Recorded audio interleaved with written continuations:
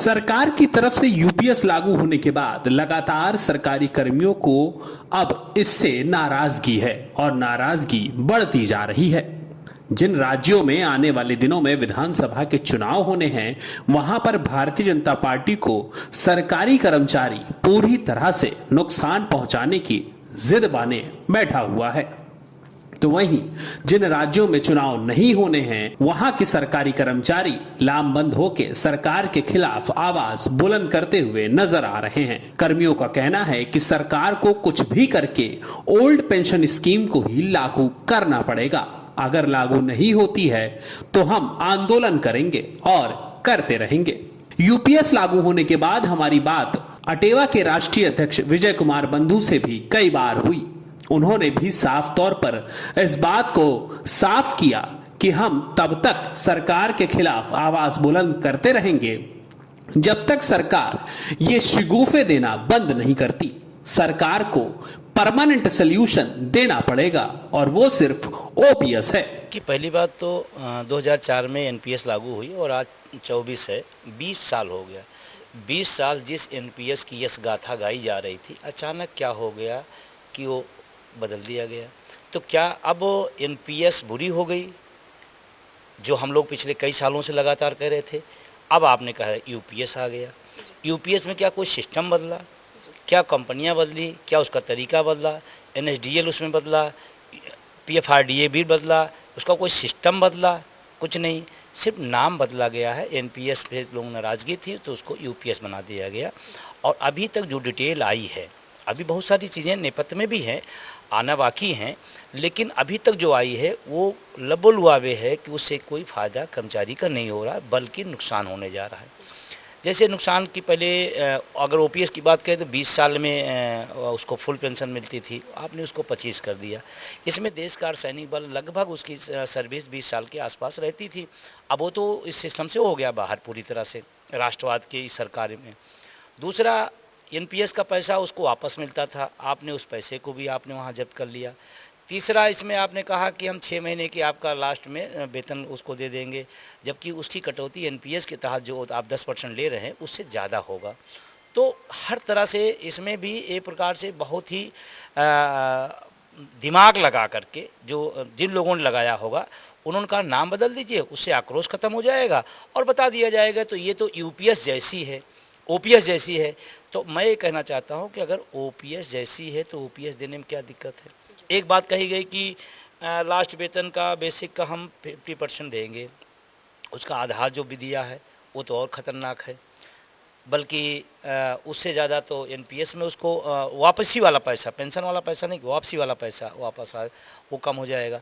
दूसरा, आपने कहा कि हम इसमें ऐसा करेंगे कि उसके 10 साल की सेवा में 10,000 मिलेगा।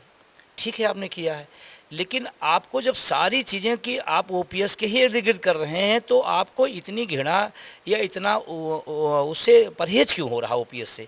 और हम तो कहते हैं आप इधर नाम बदलो, उधर नाम बदलो, नाम बदलने से काम तो बदलेगा नहीं। तो मैं कहता हूँ एक बार आप बदलिए, एनपीएस को ओपीएस बदल दीजिए। और मैं देश के साथियों से भी कहना चाहता हूँ कि इससे उलझन नहीं करिए, हमारी लड़ाई मूवमेंट ओपीएस के लिए। लगातार सरकार के खिलाफ इन सरकारी कर्मियों ने डिजिटल से लेकर के जमीनी स्तर पर प्रदर्शन करने शुरू कर दिए हैं। कुछ दिनों पहले इन सरकारी कर्मियों की तरफ से #NoNPS, #NoUPS, #OnlyOPS नाम का ट्रेंड भी चलाया गया था, जो देखते ही देखते ट्विटर पर नंबर 1 पहुंच गया था। उसके बाद काली पट्टी बांधने से लेकर सड़क पर उतरने का जिम्मा इन सरकारी कर्मियों ने अपने कंधों पर उठा रखा है और वो कर भी रहे हैं।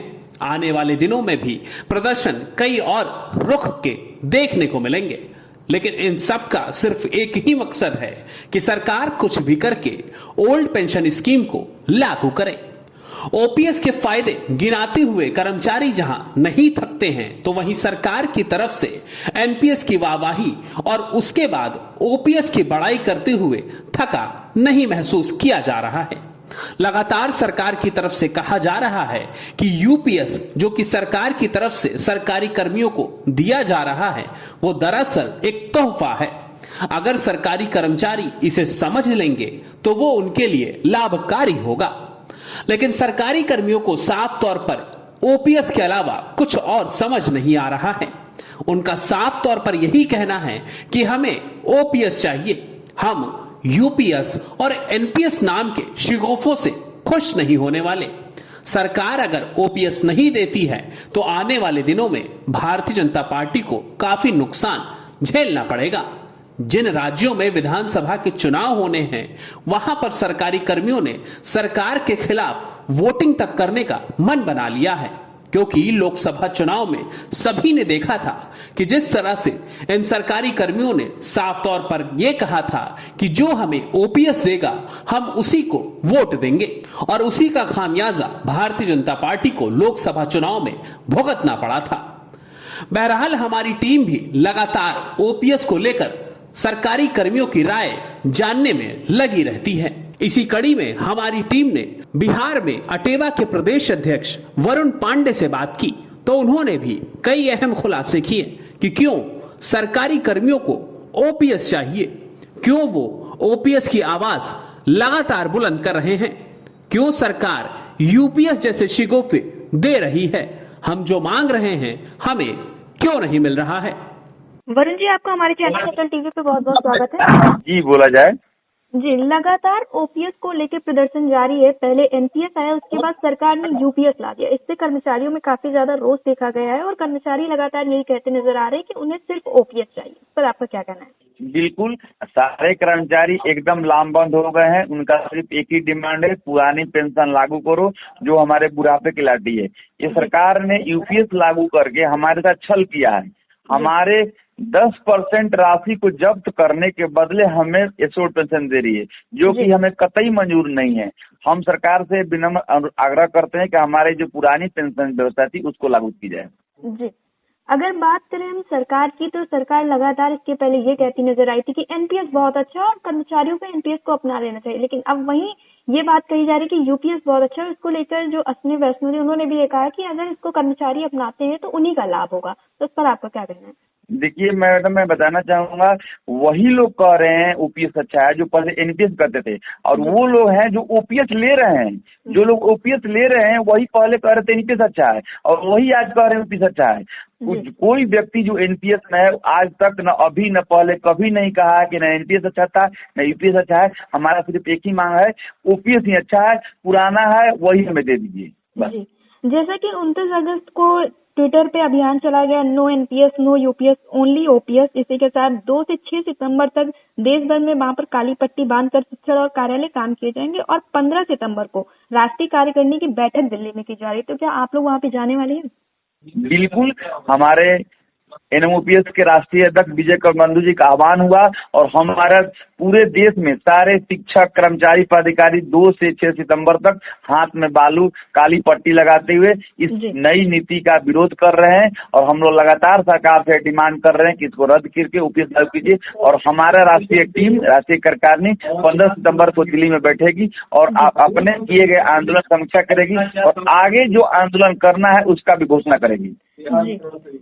ऐसा भी कहा जा रहा है कि सरकार यूपीएस इसलिए आई है क्योंकि आगे चुनाव है, लोकसभा चुनाव में इतना अच्छा प्रदर्शन नहीं रहा है, इस वजह से आगे के चुनाव को देखते हुए यूपीएस को लाया गया है। और इसका सबसे बड़ा एग्जाम्पल महाराष्ट्र बना है। महाराष्ट्र में यूपीएस को लागू भी कर दिया गया है। तो क्या सच में कुछ ऐसा है? एकदम, महाराष्ट्र और हरियाणा दोनों जगह आगामी चुनाव होने वाले हैं, और दोनों जगह हमारे राष्ट्रीय टीम बंधु जी के नेतृत्व में, जो वहाँ की राज्य टीम में लगातार प्रदर्शन कर रही है, लगातार मांग कर रही है। महाराष्ट्र में तो आपने देखा होगा पिछले साल लगातार हड़ताल भी किया गया था, 15-16 दिन हड़ताल किया गया था। इसलिए महाराष्ट्र की टीम लगातार सक्रिय है और अपने वहाँ सरकार से मांग कर रही है कि यूपीएस नहीं लागू कीजिए, ओपीएस लागू कीजिए। और हरियाणा भी, दोनों जगह हमारे जो राष्ट्रीय अध्यक्ष विजय कुमार बंधु जी है उनके नेतृत्व, और महाराष्ट्र और हरियाणा आगामी वर्ष में चुनाव होने वाला है। उस चुनाव को देखते हुए हम लोग लगातार मांग कर रहे हैं, और वहाँ चुनाव में इसी मुद्दे पर वोटिंग होगा। हम लोग ओपीएस पर वोट करेंगे और सरकार को बताएंगे कि हमारी डिमांड पुरानी पेंशन है, और तो आने वाले चुनाव में काफी असर पड़ेगा। जी, वरुण जी, आप अपने साथियों को क्या संदेश देना चाहेंगे कि ओपीएस को लेकर लगातार प्रदर्शन जारी है, और ऐसा भी कहा जाए कि ये प्रदर्शन तब तक जारी रहेगा जब तक ओपीएस बहाल नहीं हो जाती है? आपके इस चैनल के माध्यम से मैं अपने सारे शिक्षक, कर्मचारी, पदाधिकारी को संदेश देना चाहूंगा कि आप एकजुट हो जाइए और लागू हो जाइए। और बंधु जी के नेतृत्व में हम लोग 110%